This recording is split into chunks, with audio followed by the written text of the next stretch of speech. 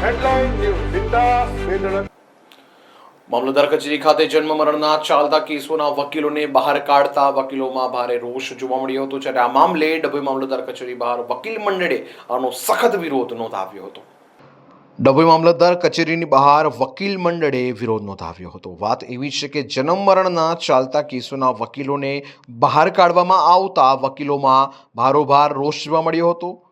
મામલતદાર કચેરી ખાતે આ જન્મ મરણના જે કેસો ચાલે છે એના વકીલોને બહાર કાઢતા મામલો વિચક્યો હતો. ડભોઈ બાર એસોસિએશનના વકીલો એ મામલતદાર કચેરી બહાર સૂત્રોચ્ચાર કર્યા હતા અને જિલ્લા કલેક્ટર સુધી ન્યાય માંગવા કવાયત હાથ ધરશેનું બાર એસોસિએશનના મંત્રીએ જણાવ્યું હતું. કેસ ચાલતા હોય ત્યારે કચેરીથી વકીલોને દૂર રહેવા મામલતદારે જણાવતા વકીલોમાં ભારે રોષ જોવા મળ્યો હતો અને ડભોઈ મામલતદાર કચેરી બહાર વકીલ મંડળે આ બાબતને લઈને વિરોધ નોંધાવ્યો હતો અને જિલ્લા કલેક્ટર સુધી ન્યાય માંગવાની કવાયત હાથ ધરવાનું પણ જણાવાયું હતું.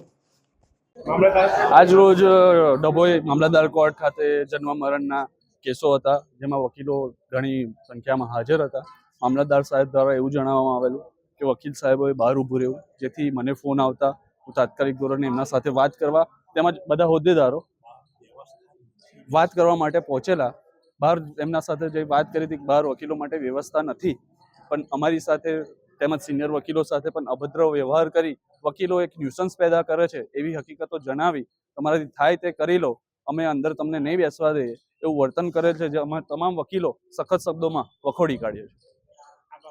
આ બાબતે જિલ્લા કલેક્ટર અને આગળ સુધી અમારી જવાની પૂરેપૂરી સરકારશ્રી તરફ જવાની પૂરેપૂરી તૈયારી છે અને વકીલના હિત માટે હંમેશા આ લડત તમામ વકીલો ઊભા થઈને અમે આપીશું. અને વકીલો છો તમે, કેસો કમ લો છો, તમારે કેસો ના લેવા જોઈએ, તમારું કામ નથી એ હકીકતો જણાવી અમને અપમાનિત કરી બહાર કાઢેલા છે, જેનો અમે વિરોધ કરીએ છીએ.